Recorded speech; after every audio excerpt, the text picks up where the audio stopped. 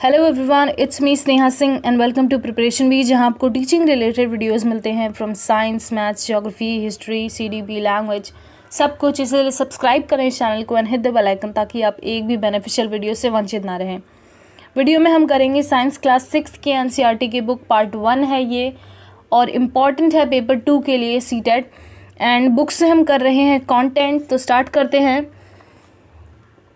इस वीडियो में हम करेंगे चैप्टर 1 to 4। ठीक है, तो पहला पॉइंट है हर्बीवोर्स। हर्बी मीन्स क्या होता है, ऐसे या हर्बीवोर्स या फिर कह सकते हैं शाकाहारी प्राणी। ऐसे जानवर, ऐसे प्राणी जो सिर्फ हर्ब्स पर डिपेंड करते हैं। हर्ब्स मतलब प्लांट्स पर डिपेंड करते हैं, प्लांट्स को खाते हैं। वोर करना मतलब खाना, तो उन्हें कहते हैं शाकाहारी प्राणी। कार्निवोर मतलब मांसाहारी प्राणी जो अपने भोजन के लिए मांस पर निर्भर होते हैं, उन्हें कहते हैं कार्निवोर्स। एंड ओमनीवोर, ओमनी का मतलब होता है सब कुछ। ठीक है, ओमनी का मतलब सब कुछ होता है, वोर्स मतलब खाने वाला। तो ऐसा कोई प्राणी जो सब कुछ खाता हो, प्लांट्स भी खाता हो और मांस भी खाता हो, उसे कहते हैं ओमनीवोर्स या फिर सर्वभक्षक। सेकेंड पॉइंट है food contains nutrients which are required by our body. हम जो खाना खाते हैं, फूड खाते हैं, उसमें क्या होते हैं, उसमें होते हैं न्यूट्रिएंट्स, जिसको हम पोषक तत्व कहते हैं। पोषक तत्व किसे कहते हैं? ऐसी चीज़ें जिसकी ज़रूरत होती है शरीर को, उसे कहते हैं पोषक तत्व। और ये पोषक तत्व हमें कहाँ से मिलते हैं? हमारे भोजन से मिलते हैं, हमारे फूड से मिलते हैं। ठीक है, तो उसके बाद नेक्स्ट पॉइंट है स्टार्च। स्टार्च मतलब क्या होता है? कार्बोज युक्त पदार्थ कह सकते हैं या फिर मंड। तो ये किसी चीज़ में है या नहीं, ये कैसे पता चलेगा? इसका टेस्ट करने के लिए हम क्या करते हैं? आयोडीन का इस्तेमाल करते हैं। आयोडीन को किसी चीज़ पर डालेंगे, सपोज हमने लिया पोटैटो पर हमने अगर आयोडीन डाला और अगर वो ब्लू और ब्लैक कलर में चेंज हो गया, तो इसका मतलब क्या? उसके अंदर स्टार्च है। ठीक है, और अगर नहीं हुआ तो उसके अंदर स्टार्च नहीं है। और उसी तरह प्रोटीन का हम कैसे पता लगाते हैं?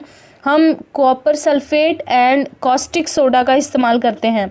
और अगर कलर बदल गया, वॉयलेट कलर, बैगनी कलर हो गया, तो इसका मतलब है उस चीज़ में प्रोटीन है। ठीक है, फैट्स का कैसे पता लगाते हैं? बहुत ही आसान है। अगर हम उसको पेपर पे टच करेंगे तो उससे ऑयल दिखेगा, उसमें ऑयल होगा जो पेपर पे लग जाएगा, तो इससे पता चलता है कि उसमें फ़ैट है। ठीक है, उसके बाद है कार्बोज युक्त पदार्थ। कार्बोहाइड्रेट्स जो होते हैं वो क्या करते हैं? हमें एनर्जी देते हैं। ठीक है, तो इसको इसलिए कहते हैं एनर्जी गिविंग फूड्स। एंड जो फैट होते हैं, फैट्स क्या करते हैं, या फिर वसा, वो भी हमें एनर्जी देते हैं। इनफैक्ट हमें कार्बोहाइड्रेट से ज़्यादा एनर्जी देते हैं, ज़्यादा शक्ति देते हैं। मगर उसका नुकसान क्या है कि हमें उससे ओबेसिटी होती है, हम उससे मोटे हो सकते हैं। ठीक है, अब नेक्स्ट पॉइंट क्या है? प्रोटीन्स। प्रोटीन क्या करते हैं? प्रोटीन ज़रूरी होते हैं ग्रोथ एंड रिपेयर के लिए, हमारी बॉडी को बढ़ने के लिए, और कहीं ठीक होना हो, कहीं घाव लग गया हो तो उसे ठीक करने के लिए प्रोटीन की ज़रूरत होती है। इसीलिए हम इसे कहते हैं बॉडी बिल्डिंग फूड्स। क्योंकि इससे बॉडी बिल्ड होती है, बड़ी होती है। और इसके जो प्लांट बेस्ड सोर्स हैं वो क्या है? पी है, ग्राम है, मूंग है, दाल है, बीन्स है, सोयाबीन्स हैं।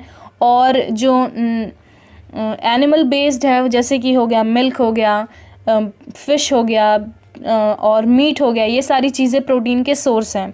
और विटामिन्स क्या करते हैं? हमें प्रोटेक्ट करते हैं डिसीज़ के अगेंस्ट, हमें बीमारियों से बचाने में हमारी मदद करते हैं विटामिन्स। और हमें क्या करते हैं? हेल्दी रखते हैं, हमारे आई, बोन, टीथ, गम्स, ये सारी चीज़ों को हेल्दी रखते हैं, स्वस्थ रखते हैं। अब विटामिन ए किस लिए ज़रूरी होता है? हमारी आँख और स्किन के लिए। ठीक है, हमारी आँख और त्वचा के लिए ज़रूरी है विटामिन ए। विटामिन सी हमें क्या करता है? फाइट करता है डिसीजेस से, डिसीजेस के अगेंस्ट फाइट करता है विटामिन सी। जैसे कि आपने न्यूज़ में भी देखा होगा, कोरोना वायरस स्प्रेड जितना हो रहा है, तो डॉक्टर्स रेकमेंड कर रहे हैं कि आप विटामिन सी का इंटेक बराबर रखें। क्यों? क्योंकि इससे आपको मदद मिलेगी डिसीजेस से फाइट करने में। फिर उसके बाद है विटामिन डी। विटामिन डी क्या करता है? हमें कैल्शियम एब्जॉर्ब करने में हेल्प करता है। हम जो भी कैल्शियम ले रहे हैं उसको एब्जॉर्ब करने में मदद करता है। और वो कैल्शियम क्यों ज़रूरी है? हमारे बोन्स और टीथ के लिए ज़रूरी है। और इसको हम सनशाइन विटामिन भी कहते हैं। क्यों? क्योंकि हम अगर सनलाइट ले रहे हैं तो उससे हमारी बॉडी में, हमारी स्किन पे विटामिन डी बनता है, इसीलिए इसको सनशाइन विटामिन भी कहते हैं।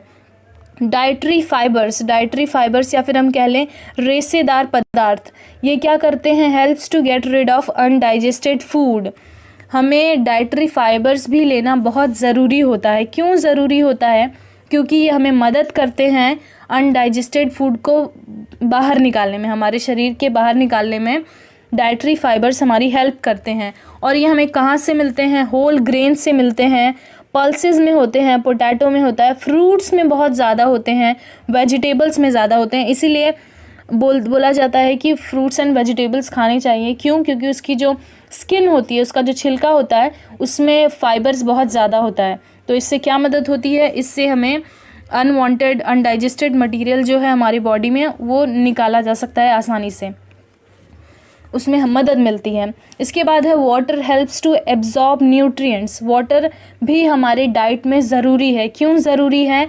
क्योंकि ये हमें मदद करता है पोषक तत्वों को एब्जॉर्ब करने में, सोखने में मदद करता है, और थ्रोइंग वेस्ट, शरीर में जो अनडाइजेस्टेड फूड है, जो चीज़ें नहीं चाहिए, उन्हें बाहर निकालने में मदद करता है।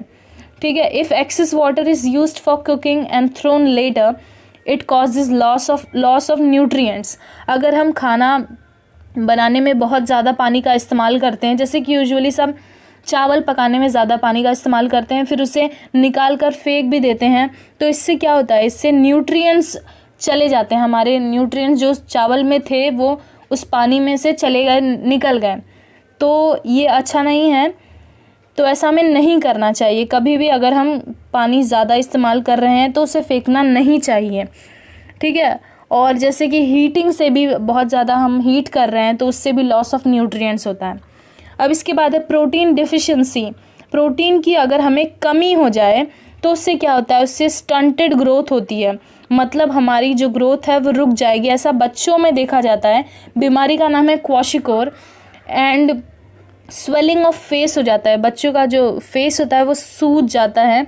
और डिस्कलरेशन ऑफ हेयर होता है, कम उम्र में ही बच्चों के बाल सफ़ेद होने लगते हैं। स्किन डिसीज़ेज़ होती हैं, डायरिया भी हो जाता है बच्चों को प्रोटीन की कमी से। अब अगर हमें प्रोटीन और कार्बोहाइड्रेट दोनों की कमी हो जाए तो क्या होगा? ग्रोथ पूरी तरीके से रुक जाएगी और हमारा शरीर दुबला पतला हो जाएगा, और हम चलने के लिए भी हमारे पास एनर्जी नहीं होगी। ठीक है। अब नेक्स्ट पॉइंट है, ये काफ़ी इंपॉर्टेंट है, बहुत ही इंपॉर्टेंट है। इसका आप, मैं बोलूँगी, स्क्रीनशॉट ले लें। हर बार इससे क्वेश्चन आते हैं। किस तरीके से क्वेश्चन आते हैं कि आपको बहुत सारे डिसीज़ेस के नाम दिए रहेंगे, आपको बताना रहेगा ये किस डिफिशिएंसी से होता है, या फिर ये वायरस से होता है, या किस चीज़ से होता है। ठीक है। तो स्टार्ट करते हैं। Deficiency diseases. अब पहले तो ध्यान रखें कि डिफिशिएंसी डिसीज़ कब होता है। ऐसा नहीं है कि आप 3-4 दिन तक अगर कोई विटामिन या फिर प्रोटीन खाना कम कर दो तो आपको डिफिशिएंसी डिसीज़ हो जाएगा। इसके लिए, इसका मतलब है कि अगर आप कई सालों तक ये चीज़ बहुत कम खा रहे हो या नहीं खा रहे हो तो आपको ये बीमारी होगी। अगर हम विटामिन ए खाना बंद कर दें या हमारे डाइट में कम हो तो क्या हो सकता है? इससे लॉस ऑफ विजन हो सकता है, हमारे आँख की रोशनी जा सकती है। विटामिन B1 की कमी से क्या होता है? देखो, विटामिन बी जो है वो बहुत ब्रॉड कॉम्प्लेक्स है, मतलब विटामिन बी के बहुत सारे टाइप्स हैं। तो विटामिन B1 की कमी से बेरी बीमारी होती है। इससे क्या होता है? इससे मसल्स हमारी वीक हो जाती हैं और हमारे पास कोई भी एनर्जी नहीं होती है काम करने के लिए। विटामिन C की कमी से क्या होता है? स्कर्वी होता है। स्कर्वी में क्या होता है? हमारे गम्स ब्लीड करने लगते हैं और वो जो हमारे घाव होते हैं वो बहुत टाइम लेते हैं हील होने के लिए। और विटामिन डी की कमी से क्या होता है? रिकेट्स की बीमारी होती है, हमारे जो बोन्स है वो काफ़ी सॉफ्ट हो जाते हैं और बेंड होने लगते हैं। ठीक है। तो ये बहुत ही प्रॉब्लम वाली बात है। और कैल्शियम की कमी से क्या होता है? सीधी सी बात है, बोन्स और टूथ डीके होगा। कैल्शियम किस लिए ज़रूरी होता है? हमारे बोन्स के लिए ज़रूरी होता है। आयोडीन की कमी से गॉइटर होता है, जिससे जो हमारे नेक में ग्लैंड्स हैं, हमारे जो गले में ग्लैंड्स है वो क्या हो जाते हैं? सूज जाते हैं। या फिर क्या हो सकता है? मेंटल डिसेबिलिटी हो सकती है। अगर बचपन में बच्चे को आयोडीन की कमी हो जाए तो उसे मेंटल डिसेबिलिटी हो सकती है। आयरन की कमी से क्या होता है, अनीमिया होता है। अनीमिया में क्या होता है, काफ़ी वीकनेस हो जाती है। अगर हमारी बॉडी में आयरन कम है तो ब्लड में आयरन कम हो जाएगा, जिससे हमें अनीमिया हो जाएगा और हमें हमेशा वीकनेस फील होगी। ठीक है, अब नेक्स्ट पॉइंट देखते हैं, फैब्रिक। फैब्रिक किससे बनता है, यान से बनता है। यान मतलब हो गया धागा। ठीक है, धागे को अगर हम घुमा के खोले तो उसमें बहुत सारे स्ट्रैंड्स होते हैं और ये स्ट्रैंड्स जो हैं वो काफ़ी पतले रेशों से बनते हैं, फाइबर्स से बनते हैं। ठीक है, अब प्लांट्स एंड एनिमल्स से जो रेशे मिलते हैं, जो फाइबर्स मिलते हैं, उन्हें क्या कहते हैं, नेचुरल फाइबर्स कहते हैं। जैसे कि कॉटन हो गया, जूट हो गया। ठीक है, ये सब हमें कहाँ से मिलते हैं, प्लांट से मिलते हैं। और वुल, सिल्क हो गया, ये सब हमें कहाँ से मिलते हैं, एनिमल से मिलते हैं, जैसे कि कैमल, याक, रैबिट। हम जब 7th की बुक में देखेंगे तो उसमें स्पेसिफिकली सब कुछ लिखा है कि कैमल से कौन सी चीज़ मिलती है, याक से कौन से टाइप का वुल या फिर कौन सा फाइबर मिलता है। ये सारी चीज़ें 7th की बुक में हैं। ठीक है, तो वो वीडियोस भी आपको नेक्स्ट वीडियोस में मिलेंगे वो सारी चीज़ें, इसलिए चैनल को सब्सक्राइब कर दे ताकि आप वो मिस ना करें। अब आगे देखते हैं, सिल्क। सिल्क हमें कहाँ से मिलता है, रेशम कहाँ से मिलता है, कुकून से मिलता है। कुकून ऑफ सिल्क वॉर्म, रेशम कीट का जो कुकून होता है उससे मिलता है सिल्क। ठीक है, सिंथेटिक फाइबर्स या फिर कृत्रिम रेशे क्या हैं, जो भी हम बनाते हैं, जो भी फाइबर्स हम बनाते हैं वो क्या हो गए, सिंथेटिक हो गए, कृत्रिम रूप से बनाए गए हैं। जैसे कि एग्जांपल हो गया पॉलिस्टर, नायलॉन, एक्राइलिक। जो भी सारी चीज़ें हैं प्लांट्स और एनिमल्स से को छोड़कर जहाँ से मिलती हैं वो क्या है, कृत्रिम है। अब ये इम्पॉर्टेंट है, काफ़ी ध्यान से देखें इसको। कपास, कपास कहाँ पर होता है, जहाँ पर काली मिट्टी होती है, जहाँ पर रेगुर मिट्टी होती है, वहाँ पर कपास को उगाया जाता है, कॉटन को उगाया जाता है। और कहाँ पर होता है, जहाँ पर वार्म क्लाइमेट होता है, जहाँ की जलवायु गर्म होती है, वहाँ पर कपास की बुआई होती है। और कॉटन क्या होता है, एक्चुअली कॉटन मिलता है हमें कॉटन बॉल से। ठीक है, कॉटन बॉल्स क्या होते हैं, फ्रूट्स होते हैं। ध्यान दें, ये कॉटन बॉल्स क्या होते हैं, फ्रूट्स होते हैं। ठीक है, तो कॉटन बॉल्स से क्या होता है, पहले उसकी कोमिंग होती है, उसकी धुनाई होती है और जिससे हमें क्या मिलता है, फाइबर मिलता है। ठीक है, कॉटन बॉल होता है, उसकी धुनाई करके हम क्या मिलता है, फाइबर मिलता है। फिर उसकी स्पिनिंग होती है जिससे हमें धागा मिलता है और फिर धागे से हम क्या बनाते हैं, कपड़ा बनाते हैं। ठीक है, अब इसके बाद है जूट। जूट या फिर पटसन, ये कहाँ पर होता है, जहाँ पर बारिश बहुत ज़्यादा होती है, जैसे कि वेस्ट बंगाल, बिहार, असम। ये भी काफ़ी इम्पोर्टेंट पॉइंट है। क्वेश्चन ऐसे पूछेगा कि जूट, उस जो प्लांट होता है उसमें से जो फाइबर निकाला जाता है वो एक्चुअली किससे निकाला जाता है, वो फ्रूट से निकाला जाता है या फिर उसके लीव्स होते हैं, ऐसा क्वेश्चन पूछेगा। तो इसकी जो कटाई होती है, जो हार्वेस्टिंग कब होती है, जब वो फ्लावरिंग स्टेज में होता है, जब उसमें फूल लगते हैं तब उसकी कटाई की जाती है। और ये एक्चुअली क्या होता है, स्टेम होता है। ठीक है, लंबी घास जैसी होती है, इसके पेड़ होते हैं, घास जैसे पेड़ होते हैं लंबे लंबे, तो उसके स्टेम से निकलता है जूट। कैसे निकलता है, उसको पानी में हम इमर्स करके रख देते हैं, भिगा कर रख देते हैं। जब उसके स्टेम्स सड़ जाते हैं, रोट हो जाते हैं, तो उससे फाइबर्स को अलग कर दिया जाता है। ठीक है, तो इस तरह से जूट बनता है। अब आगे का क्या पॉइंट है, स्पिनिंग। स्पिनिंग जो हमने देखा अभी, ये स्पिनिंग, इसमें क्या होता है देखते हैं।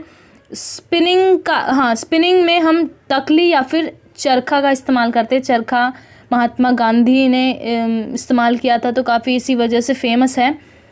ठीक है, तो इससे हम करते हैं स्पिनिंग। और जो स्पिनिंग हम हाथ से करते हैं, घर पर किया जाता है, तो उससे जो धागा मिलता है उसे क्या कहते हैं, खादी। ठीक है, तो जो घर पर स्पिनिंग होती है और उससे जो धागा मिलता है उसे कहते हैं खादी। और खादी को प्रमोट करने के लिए, उसको प्रोत्साहित करने के लिए khadi and village industries commission बना था 1956 में। ठीक है, कभी भी पूछ सकता है क्वेश्चन, तो याद रखें ये सारी चीज़ें।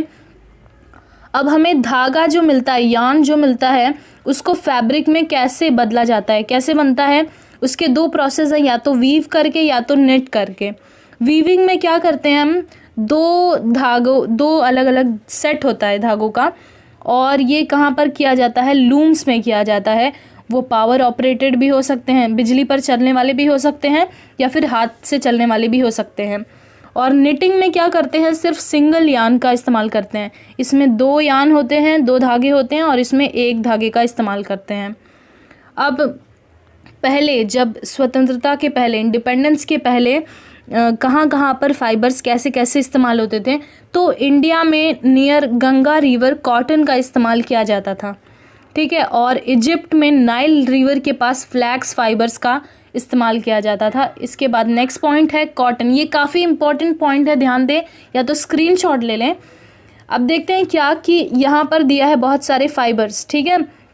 इनको जलाने पर क्या होता है, देखो जितने भी नेचुरल फाइबर्स हैं उनको हम कभी भी जलाएंगे तो वो मेल्ट नहीं होते हैं। ये ध्यान रखें, नेचुरल फाइबर्स कभी भी मेल्ट नहीं होते हैं। जितने भी सिंथेटिक फाइबर्स हैं वो मेल्ट होते हैं, ठीक है। तो कॉटन, कपास को जलाने पर क्या होता है, वो जलेंगे, बर्न होंगे, श्रिंक या फिर मेल्ट कभी नहीं होंगे। और इनसे जो स्मेल आती है, जो जलने की स्मेल आती है, वो कैसी होती है, पेपर जलने के जैसा होता है। पेपर को जलाने पर जैसी भी स्मेल आती है, वैसा कॉटन को जलाने पर स्मेल आता है, सेम। और सिल्क को जलाने पर क्या होगा, वो जलेगा, वो भी जलेगा, बर्न होगा, और उसके साथ साथ क्या होगा, वो श्रिंक भी होगा, पर मेल्ट नहीं होगा। और जो स्मेल होगी वो कैसी होगी, चार्ड मीट जैसी, मतलब मीट को जलाने पर जैसी स्मेल आती है वैसी सेम स्मेल आएगी सिल्क को जलाने पर, रेशम को जलाने पर भी वैसी ही स्मेल आएगी। वुल, ऊन को जलाने पर क्या होता है, वो श्रिंक होगा, सिकुड़ेगा और बर्न होगा, पर मेल्ट नहीं होगा। और स्मेल कैसी आती है, हेयर बर्निंग जैसी, जैसे बाल जलने पर स्मेल आती है वैसी सेम स्मेल आती है वुल जलने पर, ऊन जलने पर वैसी ही स्मेल आती है। और अगर सिंथेटिक फाइबर्स हैं जितने भी, तो वो क्या होंगे, श्रिंक होंगे, बर्न होंगे, और उसके साथ साथ मेल्ट भी होंगे। और जो स्मेल आएगी वो कैसी आएगी, प्लास्टिक जैसी होगी, ठीक है। अब क्या देखते हैं, नेक्स्ट पॉइंट है ओपेक। ओपेक का मतलब क्या होता है, अपारदर्शी। ऐसी कोई भी चीज़ जिसके आर पार न देखा जा सके उसे कहते हैं opaque, through which we are not able to see, ठीक है। उसके बाद है ट्रांसल्यूसेंट। ट्रांसल्यूसेंट मतलब होता है अर्धपारदर्शी। अर्धपारदर्शी नाम से ही समझ आ रहा है, जिससे हमें पूरी तरीके से साफ न दिखे उसे कहते हैं ट्रांसल्यूसेंट। और ट्रांसपेरेंट, ट्रांसपेरेंट मतलब होता है पारदर्शी, जिससे हम पूरी तरीके से क्लियरली देख सकते हैं उसे कहते हैं ट्रांसपेरेंट। तो ये इम्पॉर्टेंट कंटेंट था चैप्टर 1 to 4 क्लास 6 की बुक में। वीडियो पसंद आया तो लाइक कर दें और चैनल को सब्सक्राइब कर दें, फ्रेंड्स के साथ शेयर करें, और अपने फीडबैक, सजेशन, डाउट्स कुछ भी कमेंट सेक्शन में पूछें। And thanks for watching.